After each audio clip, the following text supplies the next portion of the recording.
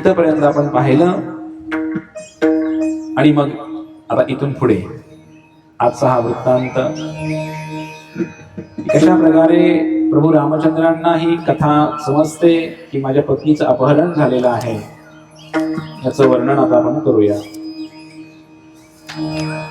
ज्या वेळेला ही सीता त्या संन्याशाला रावणाला भिक्षा घालण्यासाठी पुढे येते, लक्ष्मण रेषा ओलांडून जाते, त्यावेळेला तात्काळ हा रावण संन्याशी वेशामधून बाहेर येतो आणि तो मूळ रूपामध्ये प्रकट होतो, रावणाच्या मूळ रूपामध्ये प्रकट होतो. आणि त्यावेळेला सीतेला त्याने पकडला आणि घेऊन चालला, तो विमान घेऊन आला होता. विमान असं म्हणतात, आकाशातून फिरणारा जो रथ असतो त्यालाच विमान म्हटलेलं आहे. त्या विमानामध्ये सीता मातेला त्याने घेतलेला आहे आणि मग सीता माता त्या रावणावरती रागवते आणि रागावून काय करते, त्या रावणाला थोड्या शिव्या पण घालते सीता माता आणि रावणाशी बोलायला सुरू करते. सीता त्याला म्हणते, याचका थांबून दारात घननिळांची मूर्ती वीजवी नकोस जाळू हात. अरे मूर्ख रावणा, मी कोण आहे तुला माहिती आहे का? मी एक वीज आहे म्हणे, वीज, लख वीज आहे आणि तू मला स्पर्श करतोस तर म्हणे तुझा हात जळाल्याशिवाय राहणार नाही.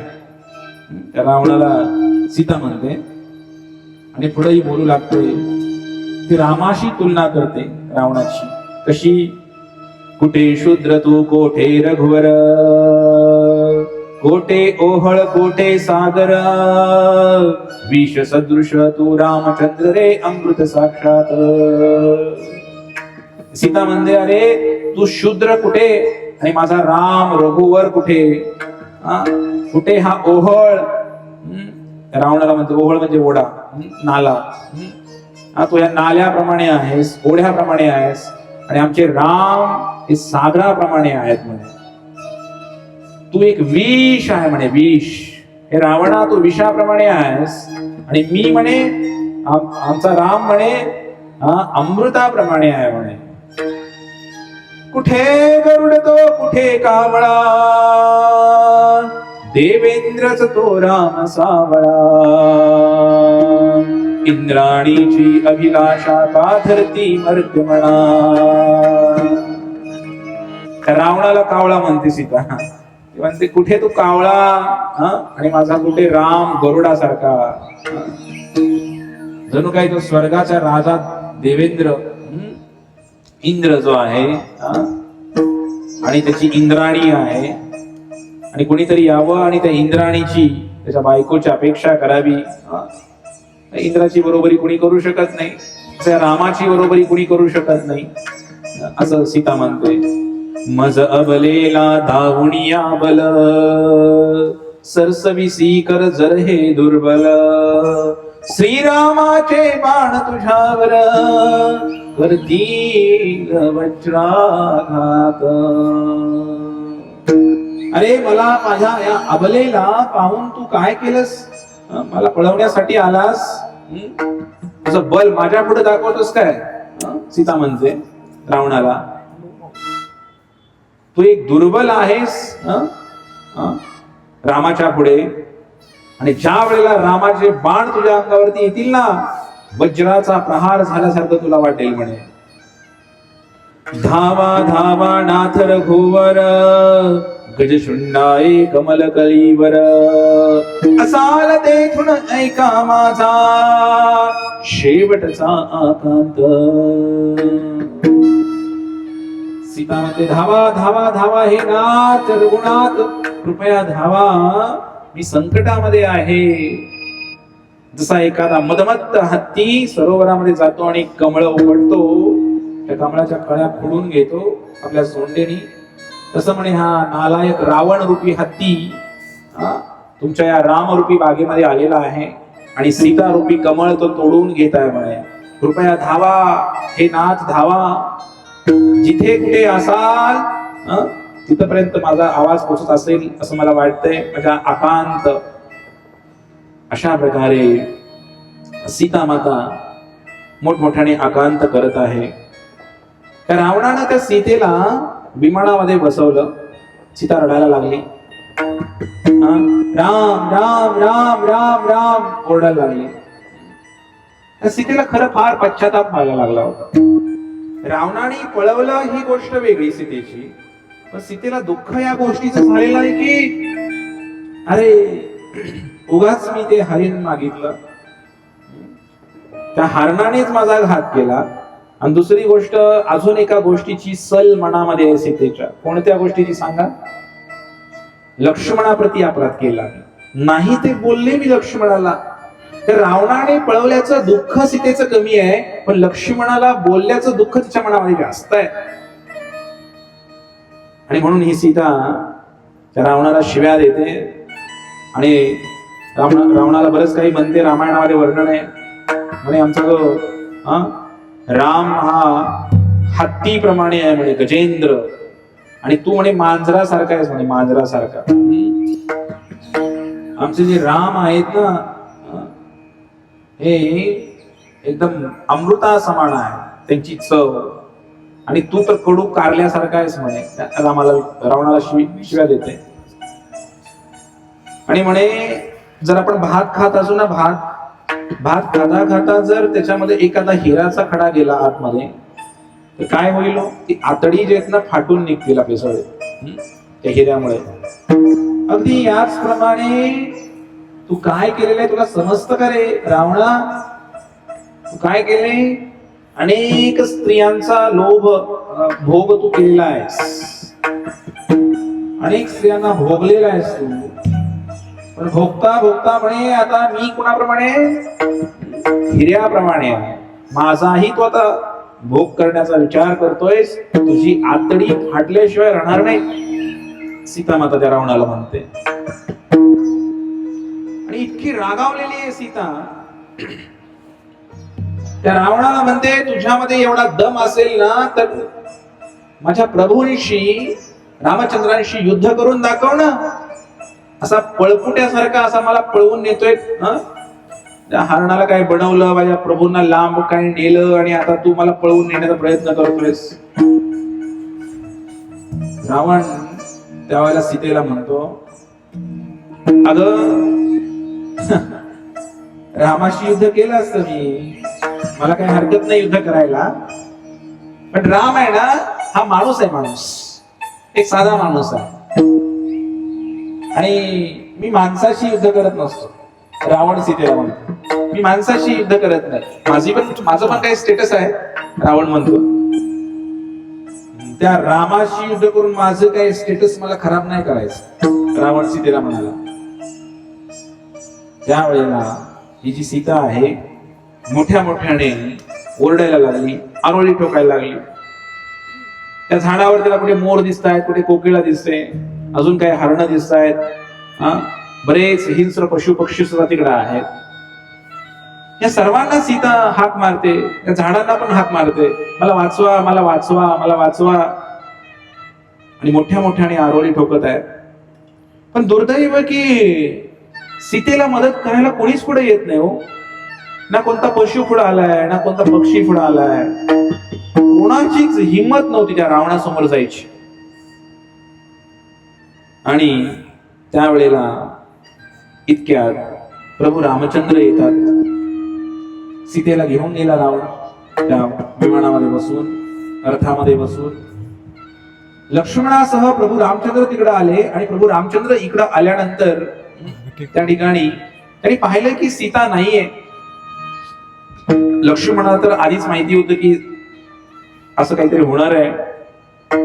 जेव्हा प्रभू रामचंद्रांना समजलं की सीता नाहीये आणि आपला जो आश्रम आहे त्या आश्रमापुढे काही धान्य सांडलेलं आहे, आणि लक्ष्मणाने पाहिलं की त्या लक्ष्मण रेषाची आखलेली आहे तिकडे काहीतरी पावलं उमटलेली आहेत, त्या राक्षसासारखी पावलं उमटलेली आहेत, सीतेची पण पावलं आहेत तिकडे.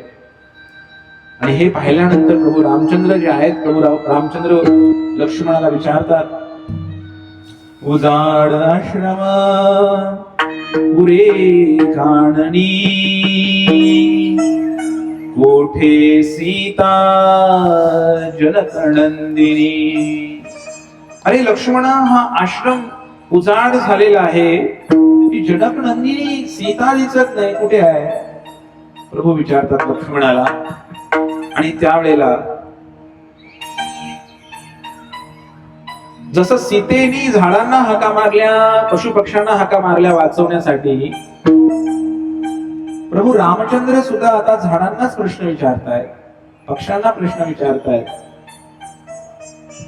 सांग कदंबा बगुणी सत्वर, दिसते का ती नदी तटावर, करी कमंडलो कलश कटीवर, हरिमध्याती मंदगामिनी. कदंबाच्या वृक्षाला प्रभू रामचंद्र विचारतात, अरे माझी सीता तू पाहिलीस का? अरे ती कदाचित गोदावरी नदीवरती पाणी भरण्यासाठी गेली असेल, मग तिच्या कमरेवरती पाण्याचा हंडा असेल, आणि नदी तटावर तू पाहिलीस का सीता? प्रभू विचारतात. सांग शोका शोक नाशका, कुठे शुभांगी क्षमा कन्यका, कंपिता का तव पल्लव शाखा, अशुभ काहिका तुझिया स्वप्नी. अशोकाचा वृक्ष तिथं आहे, त्या अशोकाच्या वृक्षाला, झाडाला प्रभू रामचंद्र विचारतात, अशोकाचं जे झाड आहे हे पवित्र मानलेलं आहे. अशोक, जो शोक नाहीसा करतो तो अशोक. तर हे जे अशोक आहे या झाडाला विचारतात की तू तर शोक नाहीसा करणारा आहेस, आणि तू काय केलं? मला शोकामध्ये पाडलं. अरे तुझ्या झाडाची पानं अशी कोमेजलेली का आहेत? त्या अशोकाला विचारतात. आणि म्हणतात की माझ्या शोकाचं निराकरण कर, ही सीता कुठे गेली सांग मला. भगवंत त्या झाडांना विचारायला लागले. आणि मग पुढे भगवंत बोलतायत, अबोल झाले वारे पक्षी, हरिली का कुणी मम कमलाक्षी, का राक्षस कुणी तिजला भक्षी, शत जन्माचे वैर साधुणी. पक्ष्यांना विचारतायत भगवंत, अरे पक्ष्यांनो मला सांगा, माझी कमलाक्षी सीता, जिचे डोळे कमळासारखे आहेत, तिला कुणी पळवलं असेल बरं? आणि म्हणतात की कुणी राक्षस आला होता का इकडे? कुणी राक्षसाने या सीतेला पळवलं का? कधी काळी मी काही अपराध केला असेल शतजन्मापूर्वी, त्याचा सूड तर त्यांनी आता घेतला नाही ना? असे प्रश्न विचारायला लागले प्रभू रामचंद्र. त्या झाडांना, त्या पशु पक्ष्यांना प्रश्न विचारायला लागले. अशा प्रकारे जेव्हा प्रभू रामचंद्र इकडे आलेले आहेत, त्या आश्रमाच्या बाहेर प्रभूंना काही सीतेची पावलं दिसली. आणि तिकडे पाहून प्रभू रामचंद्र बोलताय, ही तिच्या वेणीतील फुले, लक्ष्मणा ही तिचीच पावले. प्रभू रामचंद्राने ओळखलं की सीता मातेच्या डोक्यामध्ये जी वेणीतली फुलं होती, ती फुलं खाली पडलेली तिकडं, आणि त्या सीतेची कोमल कोमल छोटी छोटी चरण चिन्ह तिकडं होती. हे पाहिल्यानंतर प्रभू रामचंद्र लक्ष्मणाला विचारतात, अरे बघ बघ बघ बघ, ही सीतेचीच पावलं आहे, आणि हे तिच्या गजऱ्यातली फुलं आहेत ती सीतेच्या. काय झालं असेल माझ्या सीते बरोबर? एक पदांचा ठसा राक्षसी, छेदित गेला पदचिन्हासी. म्हणे बघ, इथे राक्षसाचं पण पाऊल दिसतंय, एवढं मोठं पाऊल दिसतंय, आणि कोणीतरी हे सीतेला हरण केलेलं आहे. अशा प्रकारची शंका त्या प्रभू रामचंद्रांना आली. आणि प्रभू रामचंद्र तर तो रावण होता, हा संन्यासी रूपामध्ये येऊन जेव्हा घेऊन जात होता, आकाशामध्ये देवी देवता पाहत होते, हे रावण घेऊन चाललेला आहे सीतेला. म्हणजे देवी देवता पण इतके स्वार्थी आहेत मंडळीनो, की त्या देवी देवतांनी काही अडवणूक नाही केली. काहीतरी करू शकले असते हे देवी देवता, पण वाचवण्याचा सीतेला कुणीच प्रयत्न केला नाही.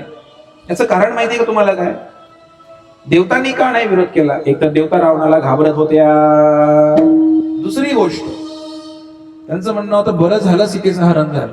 त्या देवतांना वाटतं, कारण आता काय होईल, सीतेचं हरण केल्यानंतर आता प्रभू रामचंद्र लंकेला जातील, की सीता आणण्यासाठी भांडण करतील आणि त्या निमित्ताने रावणाला मारतील आणि आमचा शत्रू संपेल.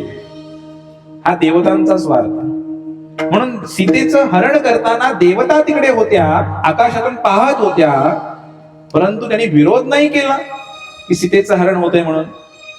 तर अशा प्रकारे हा रावण जेव्हा आकाश मार्गाने घेऊन चालला होता, कोणीच मदत केली नाही, पण एक म्हातारा जवळजवळ 60,000 वर्ष त्याचं वय होतं, असा एक गरुड पक्षी त्या ठिकाणी होता आणि त्याचं नाव होतं जटायू महाराज की. आज कथा जटायूची, आज कथा त्या जटायूच्या समर्पणाची, आज कथा त्या जटायूच्या त्यागाची. हा जटायू पक्षी 60,000 वर्षाचा होता आणि फार बलाढ्य शक्तिशाली हा गरुड. याने पाहिलं हा जटायू कुठून आला या पंचवटीमध्ये, हा एक मोठा प्रश्न. थोडी जटायूची कथा आपण ऐकूया आज. या गरुड जटायू कुठून आला आणि काय केलं याने. जटायू आणि त्याचा एक भाऊ होता संपाती, हे दोघं सख्खे भाऊ, संपाती आणि जटायू. ही कोणाची मुलं आहेत माहिती आहे तुम्हाला? हे सूर्यदेवाचा जो रथ आहे तो चालवतो, त्याचं नाव सूर्यदेवाचा ड्रायव्हर आहे, त्याचं नाव आहे अरुण. त्या अरुणाची ही 2 मुलं आहेत. म्हणजे त्या मुलांची फार इच्छा होती की आपल्या बाबांना भेटावं, कारण बाबा नेहमीच कामावर जायचे. कारण सूर्य जो आहे ना, सूर्य हा 24 तास उगवलेलाच असतो बरं का, तुमच्या माहितीसाठी. आणि ते ड्रायव्हिंगचं काम त्याचं वडील करायचे, अरुणजी. मग त्यामुळं आता आपल्याकडे अंधार पडलाय, आपल्याला वाटतं की सूर्य आता मावळला आहे, पण कुठल्या तरी दुसऱ्या देशामध्ये त्याचं काम चालू आहे, तिकडे सूर्य उगवलाय. आता अमेरिकेमध्ये दिवस आहे, भारतामध्ये रात्र झाली. मग आता ते जे सूर्यदेवाला कधीच सुट्टी नसते मंडळी. हा सूर्यदेव नेहमीच कामावरती असतो. त्यांची जी मुलं आहेत ना 2, त्यांना प्रश्न पडला की आमच्या बाबांशी आम्हाला भेटायचं आहे, त्यांची आमची भेटच होत नाही. सारखं पैसा कमवायसाठी कामावर दिवस रात्र काम करतायत, मुलांसाठी वेळ देत नाही. म्हणून हे दोघं जे आहेत ना, या दोघांनी ठरवलं की यातला जो जटायू होता ना, जटायूला वाटायचं की त्याला फार इच्छा बाबांना भेटावं. आणि म्हणून ह्या जटायूने काय केलं, आग्रह धरला. संपाती म्हटलं अरे आपल्याला नाही जाता येणार तिकडे, कारण सूर्यलोक जो आहे, सूर्यलोकावरती जाण्यासाठी तसं शरीर लागतं, कारण उष्णता भरपूर आहे ना तिकडे, आपण जिवंत कसे राहणार. आजकालचे वैज्ञानिक लोक दुसऱ्या ग्रहावर जाण्याचा प्रयत्न करतायत, हे फसवतायत जगाला. कुणी म्हणतंय चंद्रावर गेलं, कुणी म्हणतंय सूर्यावर जायचंय, मंगळावर जायचंय. हे कदापि शक्य वाटत नाही, कारण तिकडं जाण्यासाठी तशा प्रकारचं शरीर लागतं. चंद्रावर जाण्यासाठी चंद्रावर फार शीतलता आहे, थंडी आहे, त्यामुळे तसं शरीर आपल्याला लागतं. सूर्यावर जायचंय तर तसं ते गरमी सहन करणारं शरीर लागतं. आपण पृथ्वीवर आहे म्हणून आपल्या शरीरामध्ये पृथ्वी हा घटक जास्त आहे, माती, हे शरीर मातीपासून बनलेलं आहे. तसं सूर्याकडे जायचं असेल तर तिकडं त्या सूर्य किरणापासून बनलेलं शरीर लागतं. मग ही जटायू आणि संपाती यांचा विचार आपण जाऊ आपल्या वडिलांना भेटायला सूर्यलोकामध्ये. आणि मग तिकडं गेल्यानंतर संपाती त्याचा भाऊ म्हणाला, अरे असं काहीतरी खूळ तू काही काढू नकोस जाण्यासाठी. पण ते काही त्याला पटलं नाही जटायूला. छोटा भाऊ आहे ना, नाईलाज होता, त्याने भरपूर हट्ट केला. म्हणून संपाती तयार झाला. हा संपाती म्हणाला की ठीक आहे, मी तुला घेऊन जातो, पण काय करायचं, माझ्या पंखाखाली तू राहायचं. फार प्रेम होतं जटायूवरती त्याचं. संपातीने काय सांगितलं, तू नेहमी माझ्या पंखाखाली राहायचं, नाहीतर काय होईल, त्या सूर्य किरणामुळे तुला ते सहन नाही होणार. मग हे घेऊन गेले, सूर्याच्या दिशेने चालले जटायू आणि संपाती, दोघं चाललेले आहेत. ऐकताय ना आपण कथा, हरी बोल म्हणा. हा जटायू जो आहे त्या पंखाखाली दडून दडून सूर्याकडे निघालेला आहे. पण जटायूला काही लोभ इतका झालेला की मला लवकरात लवकर माझ्या वडिलांकडे जायचंय. आणि लहान भाऊ जो असतो ना, तो ऐकत नाही मोठ्या भावाचं. बऱ्याच घरामध्ये तुम्ही पाहताय इतका हट्टी असतो तो लहान भाऊ, त्याला पाहिजे म्हणजे पाहिजेच. आणि मग ते म्हणले की अरे अरे असं करू नकोस, थोडं थांब, आपण सावकाश जाऊ सावकाश जाऊ, सूर्याची किरण फार तीव्र आहेत, आपण सावकाश जाऊ. पण त्याला तो मोह आवरेना. तो जो जटायू आहे तो जटायूने काय केलं, त्या पंखातून बाहेर निघाला संपातीच्या आणि त्यांनी वरती उड्डाण गेलो, वरती गेलं. आणि जसा तो जटायू सूर्याच्या दिशेने गेला, सूर्य आग ओकत होता. आणि मग त्यावेळेला संपाती जो आहे, संपाती मागं पडला आणि जटायू पुढे गेला सूर्याकडे. मग संपातीने भरपूर शक्ती लावली आपल्या भावाला वाचवण्यासाठी आणि पटपट पटपट वरती गेला आणि त्या जटायूला परत आपल्या पंखाखाली घेणार इतक्यात एक सूर्याचा प्रखर किरण तिकडे आला आणि तो बरोबर त्याने पंखाखाली घेतला जटायूला आणि तो आदळला त्या संपातीवरती, मोठ्या भावाच्या अंगावरती. आणि अशा प्रकारे जोरदार प्रहार झाला त्या सूर्यकिरणांचा आणि हा संपाती जो आहे त्या भूमीवरती आदळला, खाली पडला आणि त्याचं जे दोन्ही पंख आहेत ते दोन्ही पंख जळाले सूर्यामुळे संपातीचे आणि त्याला उडता येईना. तो पडला रामेश्वर जवळ समुद्र आहे, समुद्र किनारा, त्या समुद्राच्या किनाऱ्याच्या कडेला जाऊन पडला तो संपाती. आणि हा छोटा बंधू काय नाव, जटायू. हा जटायू जो आहे, हा जटायू याचे काही पंख नाही जळाले, पण तो येऊन पडला या गोदावरीच्या किनारी दंडकारण्य वनामध्ये.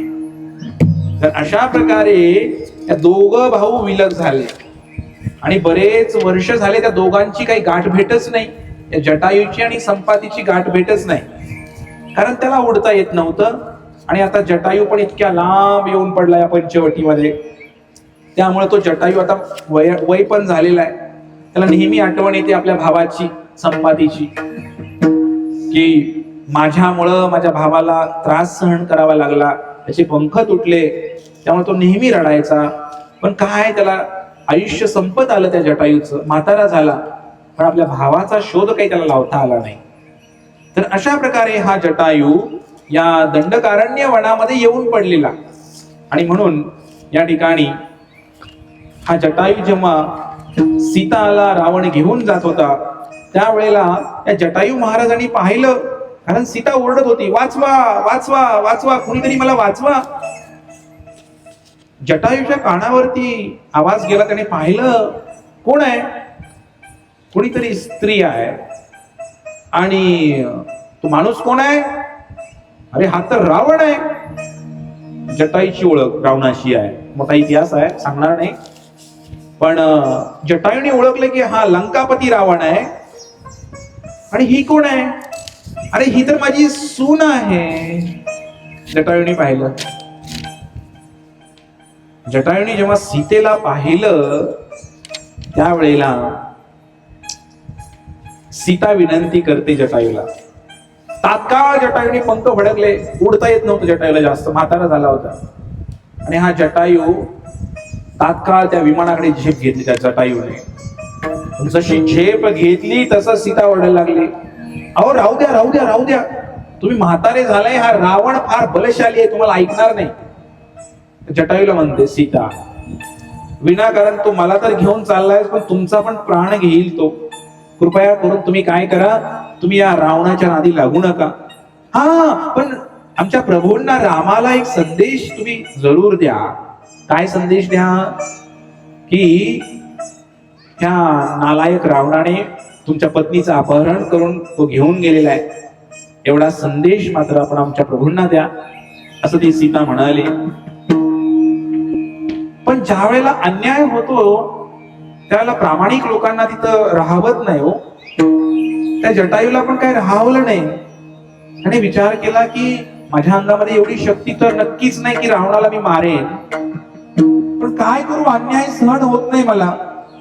आणि म्हणून हा मुक साक्षीदार म्हणून इच्छित नव्हता हा. कारण जे महान संत असतात, वैष्णव असतात, त्यांचं जीवन हे परोपकारासाठी असतं, दुसऱ्याच्या कल्याणासाठी असतं. आणि एका अबला स्त्रीला कोणीतरी पळवून नेते म्हणल्यानंतर तो कसा काय गप्प बसू शकतो. तर अशा प्रकारे त्या जटायूने शेवटी निर्णय घेतला, नाही नाही, मी आता गप्प बसू शकत नाही. एक तर मी रावणाशी युद्ध करणार, मी हरलो तरी चालेल, परंतु मला लढलंच पाहिजे. मरावे परी कीर्ती रूपी उरावे. तर मी मेलो तरी चालेल. तात्काळ त्या रावणाच्या विमानावरती त्या जटायूने आक्रमण केलं.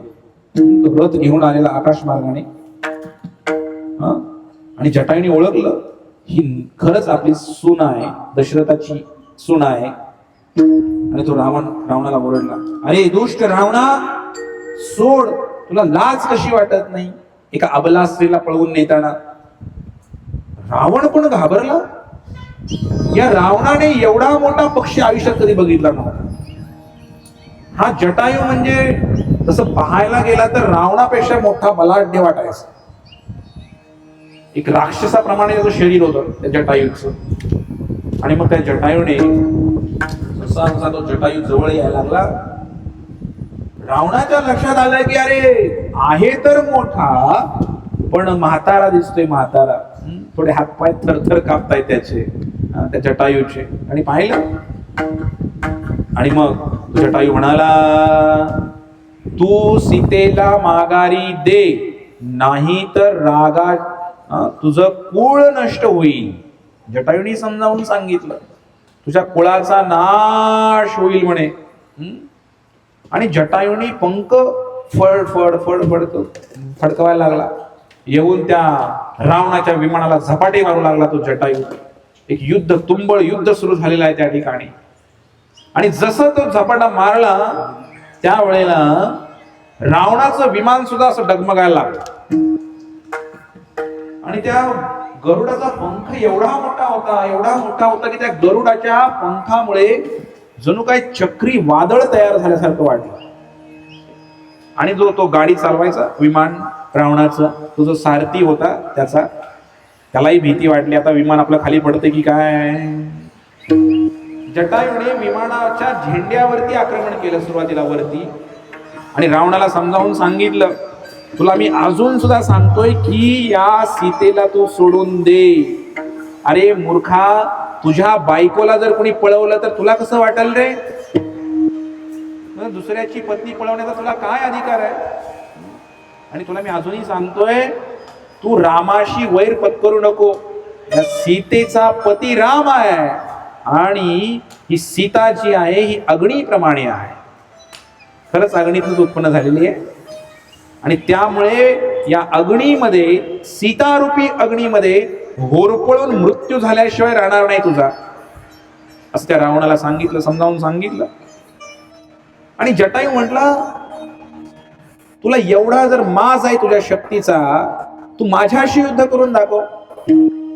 जटायूने सांगितलं रावणाला, तुला युद्ध करायचंय ना, तू काय कर, सीतेला पळव, परंतु तुला पहिल्यांदा माझ्याशी लढावं लागेल. जटायूने रावणाला सांगितल्यानंतर जटायू पण त्या रावणाला शिव्या देतो. त्याला म्हणतो, तू कावळा आहेस, कावळा. अरे रामामध्ये आणि तुझ्यामध्ये भरपूर अंतर आहे. कारण कावळा काय करतो, गोष्टी चोरतो, उकिरड्यामध्ये जातो आणि काय काय चांगलं जे काय त्याला खायचंय ते घेतो तो कावळा त्यातनं उकिरड्यामधून. असं, पण तू असा एक कावळाच आहेस, दुसऱ्याच्या गोष्टी चोरणारा. आणि तुंबळ युद्ध सुरू झालं त्या जटायूचं आणि रावणाचं. इतकं जोरदार युद्ध सुरू झालं की त्या युद्धामध्ये रावणाची शक्ती कमी पडायला लागली. पहा, तसा जटायू म्हाताराच आहे हो मंडळीनो, पण काय करायचं, जेव्हा आतमधून प्रेरणा येते ते पुढचं सहन होत नाही. जटायू इतक्या त्वेषाने लढायला लागला की त्या चोचीने, त्या गरुड पक्षाने, त्या जटायूने त्या रावणाला चल विचार करून सोडलं. तो रावण इतका रक्ताबंबळ झाला, आणि जटायू मात्र हरण्याचं काही नावच घेत नव्हता. तर रावणाला समजलं नाही की अरे आतापर्यंत मला कोणी हरवू शकलं नाही, हा साधारण पक्षी माझ्यावर आक्रमण केलं नाही, एवढा माझी शक्ती गेली कुठं? रावणाला काही कळेना. रावण एकदम हतबल झाला. आणि त्यावेळेला जोरदार एकदा एक पंखाने झपाटा मारला रावणाला त्या गरुडाने. आणि रावण जो आहे असं वर्णन आहे रामायणामध्ये, विविध रामायणामध्ये, की रावण आपल्या विमानातून खाली पडला जटायूने जेव्हा मारलं त्यावेळेला. 24 मिनिटासाठी रावण बेशुद्ध झाला. पहा त्या जटायूची शक्ती किती आहे. 24 मिनिटासाठी रावण चक्कर येऊन पडला त्या भूमीवरती. आणि जेव्हा तो खाली पडला त्यावेळेला त्या विमानामध्ये पडला. विमानातून उचलून त्याच्या केसाला पकडलं जटायूने, पकडलं आणि त्या रावणाला जमिनीवर असा फेकून दिला. काही तिकडे काही लोक असतील म्हणा, किंवा जे पाहत होते पशु पक्षी बाकीचे, ते जणू काय बोलत होते त्या गरुडाशी, संधी आलेली आता या रावणाला मारण्याची. एका झपाट्याने जर तो बेशुद्ध पडू शकतो रावण, तर म्हणले आता तुमच्या चोचीनेचे डोळे काढा म्हणे, रावणाचे डोळे काढा. कुणीतरी त्याला सल्ला दिला त्या गरुडाला. पण जटायू म्हणाला, अरे मी कधीही अधर्म करणार नाही. युद्ध करताना दोन्ही पक्षांनी उभं राहायचं असतं. आता रावण बेशुद्ध अवस्थेमध्ये आहे, त्यामुळे मी रावणाला मारू शकत नाही. आजकाल युद्ध करताना धर्म वापरायला पाहिजे. युद्धामध्ये सुद्धा धर्म असतो. संध्याकाळ झाली की युद्ध करता येत नाही. आणि जर एखादा पळून चालला असेल पाड दाखवून, तर त्याला मारता येत नाही. हा युद्धाचा नियम आहे. म्हणजे युद्धामध्ये धर्माने वागावं लागतं. पण दुर्दैव आहे की आजकाल धर्मामध्ये सुद्धा युद्ध होतं. तर आता हा जो जटायू आहे, तो जटायू मारायला तयार नाही. तो म्हणतो मी अधर्म नाही करणार, मी रावणाला नाही मारू शकत आहे. जेव्हा रावण जागा होईल ना, तेव्हा मी पुन्हा युद्ध करेन त्याच्याशी. या अधर्माने जगण्यापेक्षा मी मेलेला चालेल, पण मी अधर्म करणार नाही. कारण मी या पवित्र अशा भारत भूमीचा पक्षी आहे. ही भारत भूमी एवढी पवित्र आहे की इथले पक्षी सुद्धा, पशु सुद्धा धर्माने वागतात. आणि म्हणून हे भरपूर युद्ध झालं. त्या जटायूच्या पुढे रावणाचा काही निभाव लागेन. मग रावणाने विचारलं, रावण हा मायावी आहे बरं का, रूप बदलतो. रावणाने गंमत केली मोठी जटायूची. रावण जटायूला विचारतो, असू दे म्हणे, मी आता शरण आलेलो आहे म्हणे, मला काय तुझ्याशी युद्ध करणं होत नाही, तुझी शक्ती फार आहे बरं का. आणि म्हटले, तू मला एक गोष्ट सांगतोस का? काय? रावणाने विचारलं. म्हणे तुझा प्राण कशामध्ये आहे ते मला सांग म्हणे. प्राण कशामध्ये आहे? जटायूला विचारलं, तुझा मृत्यू कसा होईल? मग म्हणे मी पण सांगतो की माझा प्राण कशामध्ये आहे. रावण खोटं बोलला. आणि मग त्या ठिकाणी जटायूने सांगितलं की माझा जो प्राण आहे, जीव आहे, तो माझ्या पंखामध्ये आहे. खरं बोलला जटायू. आणि रावण काय म्हटला, हा मी पण सांगतो म्हणे, माझा प्राण आहे ना, माझा प्राण पायाच्या अंगठ्यामध्ये आहे म्हणे. रावण बोलला. जसं रावण बोलला की माझा प्राण पायाच्या अंगठ्यामध्ये आहे, तात्काळ जटायूने त्या ठिकाणी चोच मारली. आणि चोच मारण्यासाठी जटायू खाली वाकला आणि पायावर चोच मारणार इतक्यात रावणाने महादेवाने दिलेल्या चंद्रहास तलवारीने त्या दोन्ही पंख कापून टाकले जटायूचे. अधर्म केला रावणाने. किती दिवस अधर्म करणार? विजय हा नेहमी सत्याचाच असतो मंडळी. जटायू खरं बोलला होता, माझा प्राण कशामध्ये आहे? माझ्या पंखामध्ये आहे. पण हा रावण आहे, रावण म्हणाला की नाही नाही नाही, माझा प्राण अंगठ्यामध्ये. असा रावणाचा प्राण त्याच्या नाभीमध्ये होता, बिंबीमध्ये. खरं तर पण खोटं बोलला. खोटं बोलून युद्ध जिंकला रावण, त्याचाही परिणाम त्याला भोगायला लागणारच आहे. आणि अशा प्रकारे आमच्या गरुड महाराजांचे जटायूचे दोन्ही पंख कापून टाकले. आणि हे आकाशामध्ये युद्ध चाललेलं त्यांचं, या दोघांचं. तिथून आमचे गरुड महाराज धरतीवरती कोसळले. परंतु खाली कोसळत असताना त्यांना अभिमान पण होता की मी रामाची सेवा करत असताना मला आता मरण येत आहे. म्हणून त्यांच्या मुखामधून नाव निघायचं,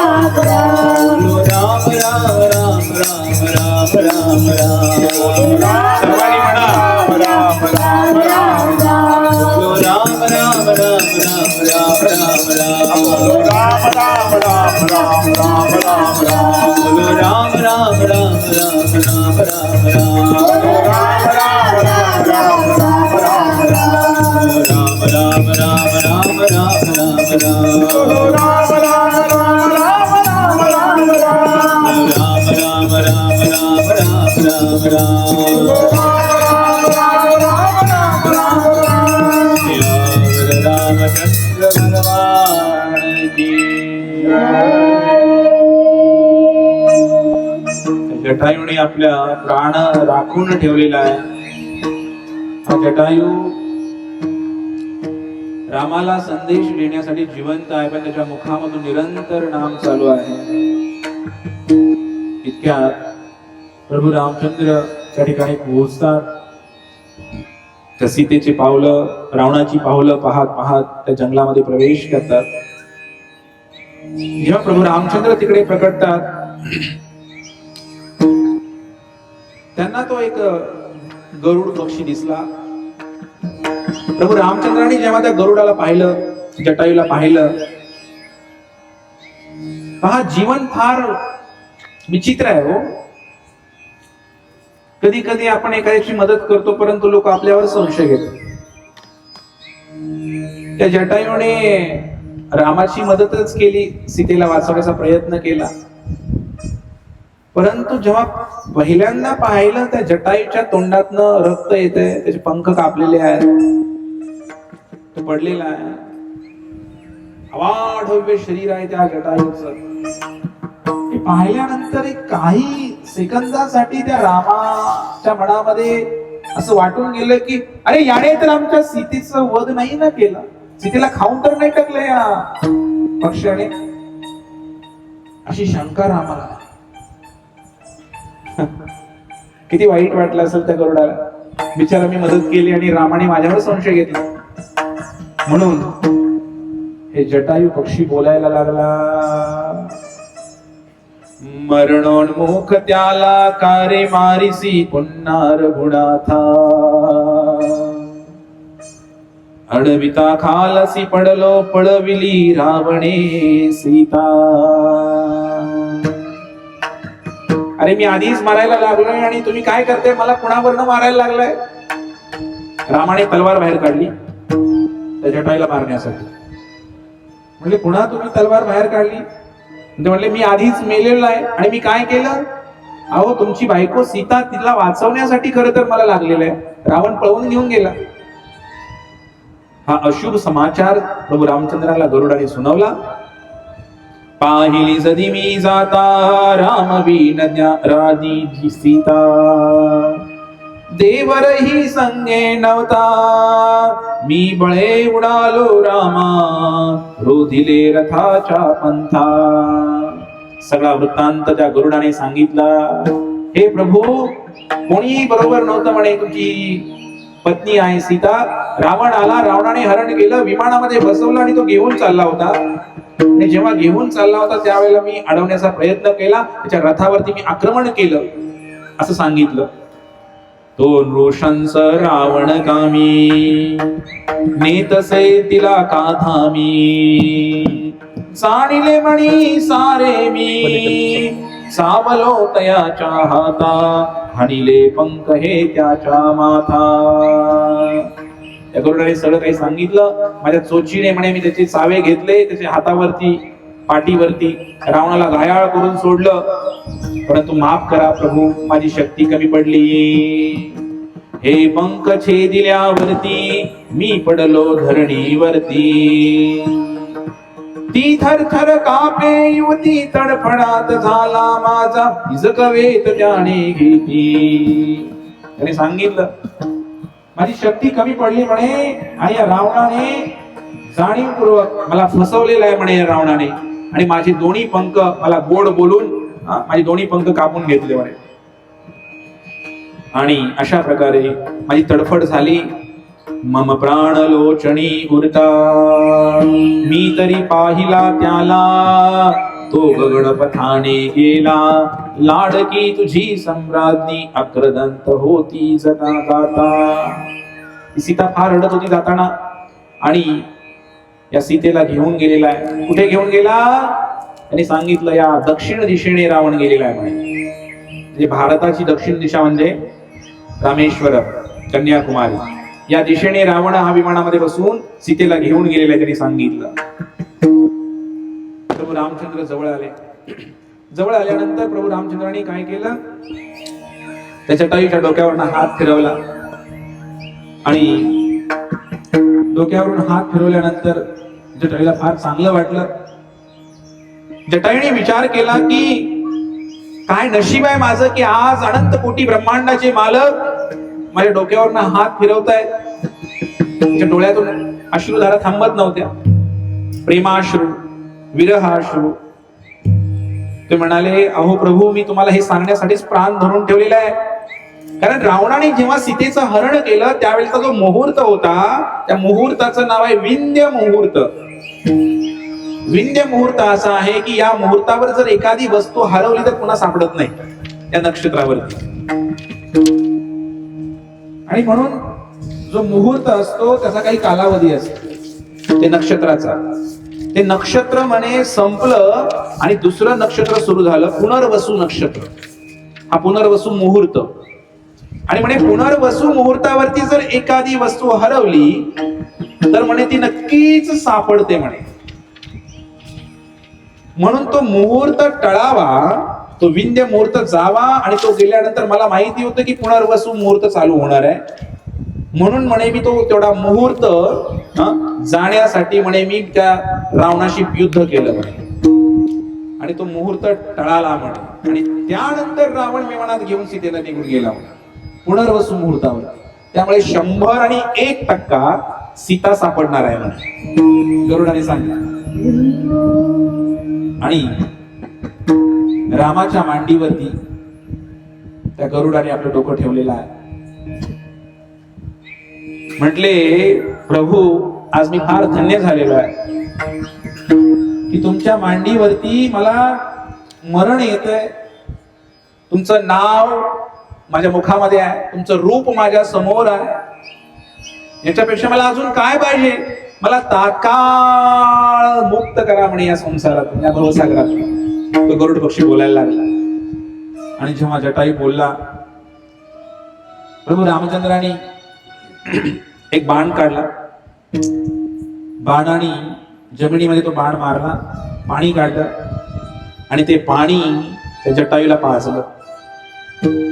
असं म्हणतात की मुलगा पाहिजे, पाणी पाजायला वडिलाला आईला मुलगा पाहिजे.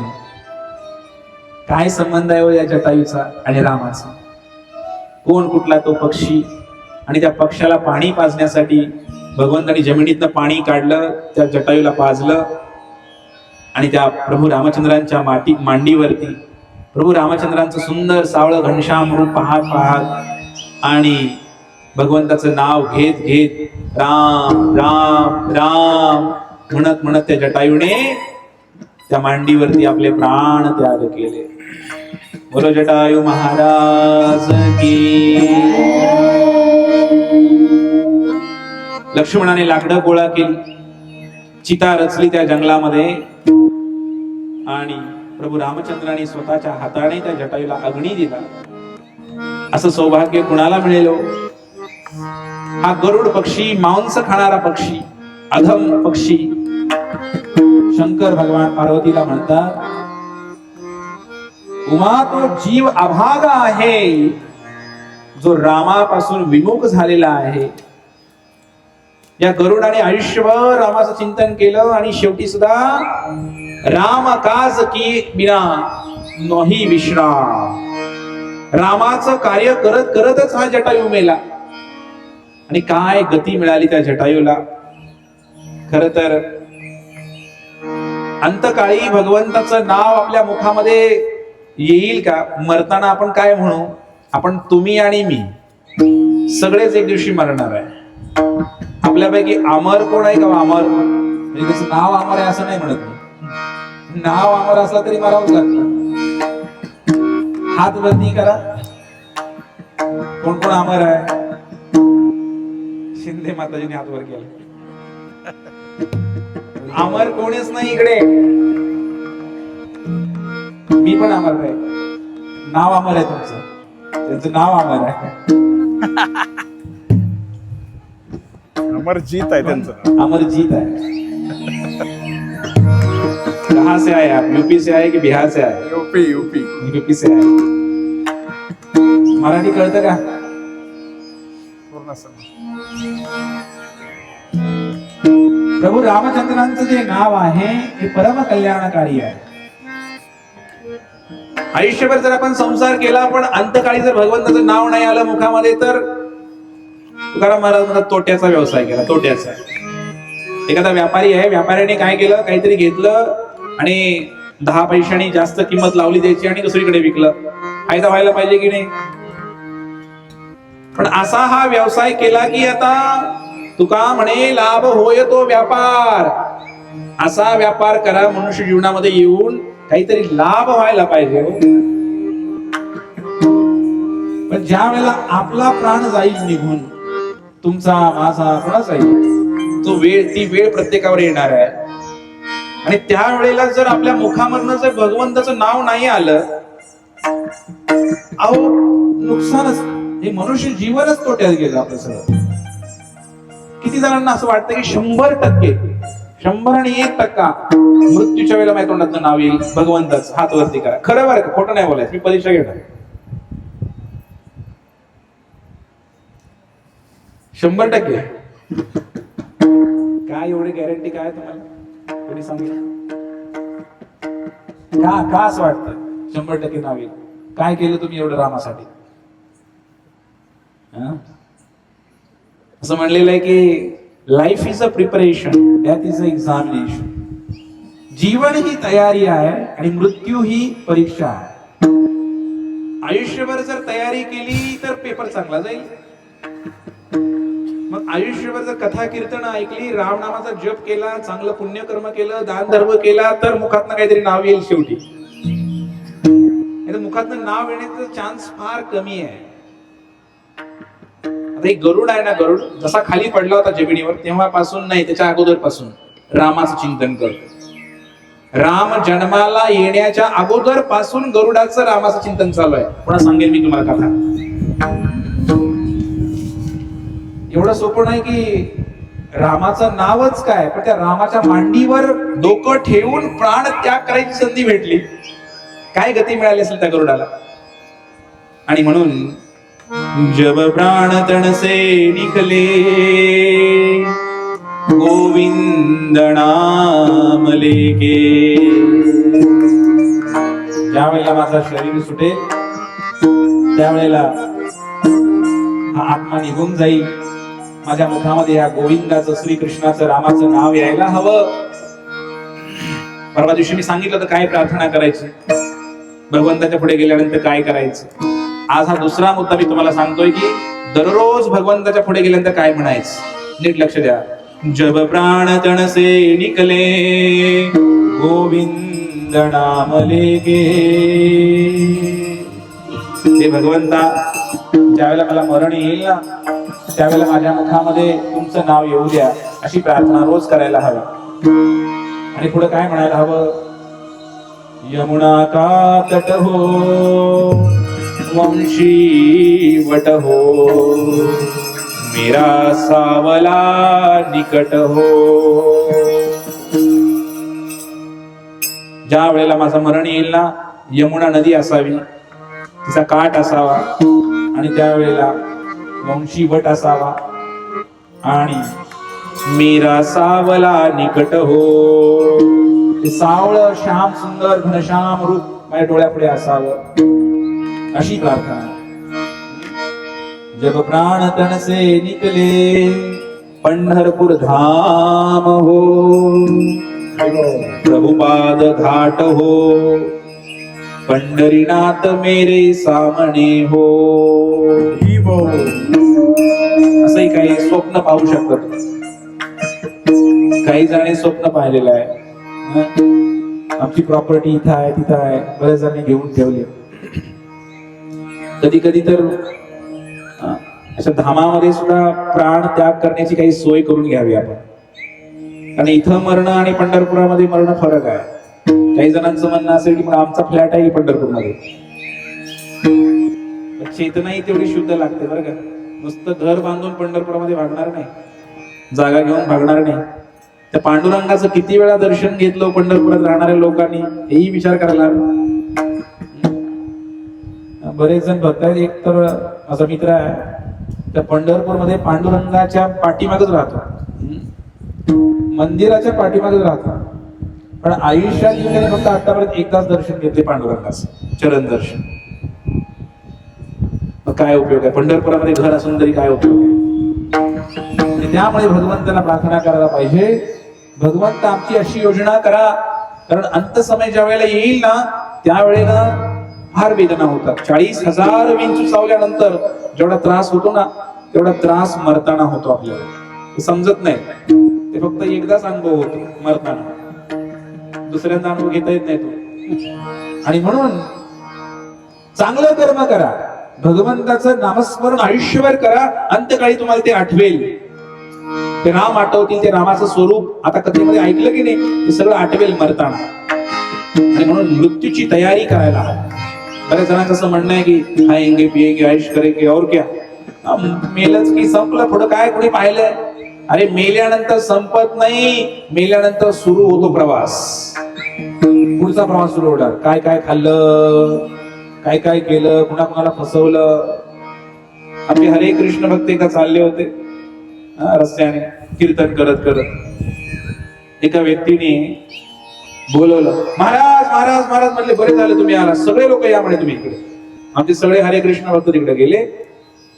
म्हणले काय? आमच्या वडिलांचं वर्षश्राद्ध आहे म्हणे आज, आणि वडिलांच्या वर्षश्राद्धाला तुम्ही आला म्हणे, त्यांचं नशीबच म्हणायचं तुम्ही भेटला. बसा बसा बसा म्हणले महाराज. आणि महाराजांना प्यायला दिली. काय दिलं? प्यायला. दारू नाही, कोको कोला.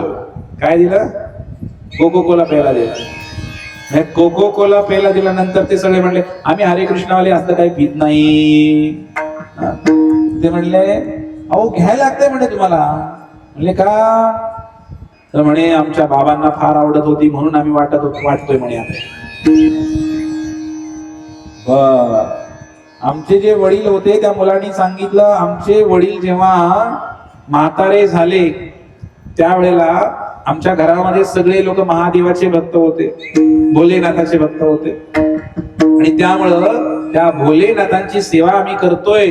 आमच्या वडिलांचं वय झालं आणि वय झाल्यानंतर आमच्या वडिलांनी प्राणत्याग करणार, मरणार. त्यावेळेला आमच्या वडिलांना आम्ही म्हटलं, बाबा भोला म्हणा, भोला. त्या भोलेनाथाचं नाव घ्या, महादेवाचं. बाबांना सांगितलं काय? भोला म्हणा, भोला. बाबा म्हणला कोको कोला, नॉट भोला. बाबाला इतकं आवडायचं ते कोको कोला की त्याला मरताना त्याचीच आठवण झाली. हो, सगळ्यात जास्त प्रिय गोष्ट असते ती मृत्यूच्या वेळेला आठवते. म्हणून भगवंतांवर आसक्त व्हा. बाकीच्या गोष्टीवर आसक्त झाला तर काय होईल की मरताना तीच गोष्ट आठवेल. बाबा कुठं गेला मेल्यानंतर? नक्कीच भगवंत धामाला नाही गेला, कुठं तर गेला असेल, कोको कोला लोकाला गेला असेल. कुठे गेला बाबा? दूरदेशी गेला.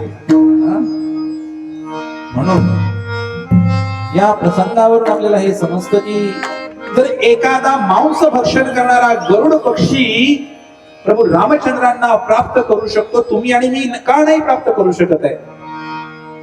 हे मनुष्य जीवन भगवंतानी एक संधी दिलेली आहे आपल्याला की भरपूर भजन करा भगवंताचं, आणि इथून काढता पाय घ्या, पाय रोवून बसू नका. बऱ्याच लोकांनी पाय रोवण्याची तयारी केलेली आहे. आम्ही आता असे भक्कम उभा राहतो, एवढी प्रॉपर्टी गोळा करून ठेवतो, पण भगवंत म्हणतात की इथून निघता पाय घ्या, निघता. कारण आपलं घर वरती आहे, हे टेम्पररी आहे, खेळण्यातलं घर आहे. आणि म्हणून आपण भगवंताचं नाव कसं मुखामध्ये येईल, हरिनाम कसं घेता येईल याचा नेहमी विचार केला पाहिजे आणि भगवंताचं नाव घेतलं पाहिजे. घे घे घे हरिनाम घे, माया सारी सोडून दे, हात लावणी नशिबाला तू रडशील धाई धाई. या संसारा पायी, या संसारा पायी, या संसारा पायी, या संसारा पायी, या संसारा पायी, या संसारा पायी, या संसारा पायी, या संसारा पायी. तू म्हणशील घरदार ते इथेच राहील सार, तू म्हणशील घरदार ते तिथेच राहील सार.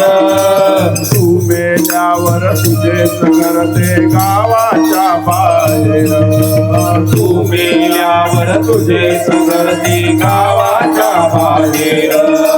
घे घे घे हरिनाम घे, माया सारी सोडून दे. घे घे घे हरिनाम घे, माया सारी सोडून दे. हात लावणी नशिबाला तू रडशील धाई धाई. या संसारा पायी, या संसारा पायी, या संसारा पायी, या संसारा पायी. तू म्हणशील बायका पोरा ते तुझ्या मागचे चोर, तू म्हणशील बायका पोर ते तुझ्या मागचे पोर. तू मेल्यावर खापर फोडतील तुझ्याच माथ्यावर, तू मेल्यावर खापर फोडशील तुझ्याच माथ्यावर. घे घे घे काय समजते का आपल्याला माया मराठी? सारी सोडून दे. घे घे घे हरिनाम घे, माया सारी सोडून दे. हात लावणी नशिबाला तू रडशील धाई धाई. या संसारा पायी, या संसारा पायी, या संसारा पायी, या संसारा पायी. तू म्हणशील पैसा अडका तो इथेच राहील सडका, म्हणशील पैसा अडका तो इथेच राहील सडका. तू मेल्यावर तुझ्या बरोबर मातेचा एक फडका. तू मेल्यावर तुझ्या बरोबर मातीचा एक फडका. घे घे घे हरिनाम घे, माया सारी सोडून दे. घे घे हरिनाम घे, माया सारी सोडून दे. हात लावणी नशिबाला तू रडशील धाई धाई. या संसारा पायी, या संसारा पायी, या संसारा पायी, या संसारा पायी, संसारा पायी. या संसारा पायी. तुकड्या म्हणे घोडे हत्ती, या सर्वांची होईल माती. तुकड्या म्हणे घोडे हाती, या सर्वांची होईल माती. रावण मेला लंका जळाली तशीच होईल गती. रावण मेला लंका जळाली अशीच होईल गती. घे घे घे हरिनाम घे, माया सारी सोडून दे. घे घे घे हरिनाम घे, माया सारी सोडून दे. हात लावणी नशिबाला तू रडशील धाई धाई. या संसारा पायी, या संसारा पायी, या संसारा पायी, या संसारा पायी, या संसारा पायी, या संसारा पायी, या संसारा पायी, या संसारा पायी. या संसारा पायी, या संसारा पायी, संसारा पायी, या संसारा पायी. या संसारा पायी, या संसारा पायी. या रामचंद्र भगवान की जय. अर्थ सांगण्याची काही गरज आहे का? गरज आहे का? काय कशाची गरज नाही? तुमच्या कशाचीच गरज नाही म्हणून आम्हाला सांगणे. आमचा संसार चालू आहे, आम्हाला काय शिकवत आहे? फार मला हा अभंग फार आवडतो. तुकडोजी महाराज वर्णन करतात. किती सत्य आहे जीवनाचं. पण माया एवढी प्रबळ आहे ना, माया माया म्हणजे असं एक आवरण आहे मोठं, ते माणसाला समजूच देत नाही, उमजूच देत नाही. कळतंय हो, कळतंय पण वळत नाही हो. बऱ्याच जणांना कथेमध्ये आल्यानंतर सुद्धा थोडस बरं वाटतं, वैराग्य उत्पन्न होतं की वाटतं हा नाही आजपासून आपण सुधरूया. पण पुन्हा इथून बाहेर पाऊल टाकलं की मग पुन्हा सुरूच झालं. बऱ्याच जणांना असं होतं. बरेच जण मला म्हणून पण दाखवतात, प्रभूजी मंदिरात आले की जरा बरं वाटतंय बघा. नको वाटतंय सगळं, पण काय करायचं, माया लागली माग. जटायूचं केवढं सौभाग्य मंडळीनो. एक प्रश्न असा पडतो की कोणतीही गोष्ट विनाकारण घडत नाही आपल्या आयुष्यामध्ये. मग या जटायूच्या जीवनामध्ये साक्षात परब्रह्म आले, भगवंत आले पाणी पाजायला त्याला. काय बरं पुण्य केलं होतं या जटायूने, असा एक प्रश्न पडतो. तर याचं उत्तर एका ठिकाणी मिळालं की हा जो जटायू होता हा काही साधारण व्यक्ती नव्हता. हा जेव्हा तरुण होता, हा राजा दशरथाचा मित्र होता. हा जटायू जेव्हा देवासुर संग्राम झाला, राक्षसांचं युद्ध झालं देवतांशी, त्या देवतांची त्या संग्रामामध्ये लढताना दशरथ महाराज जे आहेत, त्या दशरथ महाराज लढता लढता खाली पडले आकाशामध्ये युद्ध चाललं होतं. त्या रथामधून खाली पडले असं काही वर्णन आहे. त्यावेळेला हा जटायू पक्षी तिकडे आला आणि आपल्या पंखामध्ये दशरथ महाराजाला उचलून घेतले आणि अशा प्रकारे या दशरथाचे प्राण वाचवले या जटायू पक्षाने. आणि मग दशरथाला नेहमीची सवय आहे वचन देण्याची. दशरथ 2 वेळा फसला वचन देऊन. पहिल्यांदा काय झालं, एकदा देवतांशी युद्ध झालं होतं आकाशामध्ये, तेव्हा पण मदत करायला गेले होते, रथाचं चाकच तुटलं. रथाचं चाक तुटलं तर ती जी आरी असते, आरी रथाची, ती निघून निघाली. तर जी कैकेयी होती त्याची बायको, तिनं त्यात हात घातला आणि त्यामुळे तो रथ वाचला. आणि त्यावेळेला तिच्यावर प्रसन्न होऊन दशरथाने सांगितलं, काय पाहिजे ते माग, तुला मी वरदान देतो. ती म्हणली वेळ आल्यावर मागून घेते. इथे एक दशरथ महाराज चुकले आणि आज दुसरी चूक दशरथाने केलेली आहे. त्या गरुडावरती प्रसन्न झाले, जटायूवरती, आणि जटायूला म्हटले, तुला काय पाहिजे ते वरदान माग म्हणे. जटायू म्हटले, मला मुलगा नाही, मला पुत्र नाही म्हणे. जटायूने सांगितलं. त्यामुळे हरे कृष्णा, एक गाडी कोणीतरी आडवी लावली बघा, MH02CB 3591 फोर व्हीलर आहे, आडवी लावलेलं आहे, काढून घ्या. 3591. हरे कृष्ण. तर जटायू जो आहे, ते जटायूने सांगितलं की मला तुमचा मुलगा पाहिजे, जो तुमचा पहिला मुलगा होईल तो मला द्या म्हणे. नीट ऐका ध्यानपूर्वक. आणि मग काय घडलं, ज्या वेळेला प्रभू रामचंद्र प्रकट झाले, दशरथाचे पहिले पुत्र, त्यावेळेला त्यांना पाहण्यासाठी जटायू महाराज सुद्धा अयोध्येमध्ये पोहोचले होते. आणि जेव्हा अयोध्येमध्ये पोहोचले हे जटायू, त्यांनी पाहिलं की त्या दशरथाच्या चेहऱ्यावर इतका आनंद आहे, इतका आनंद आहे की म्हणे त्याची हिंमत नाही झाली मागायची मुलगा. ठरलं काय होतं, पहिला मुलगा झाला तर कुणाला द्यायचा, जटायूला द्यायचा. परंतु त्या जटायूची काही हिंमत झाली नाही दशरथाकडे तो मुलगा मागण्याची. कारण त्यांनी असा विचार केला की बिचारला इतक्या दिवसातनं मुलगा झालाय म्हातार वयामध्ये, आणि आपण असं मागणं बरोबर नाही.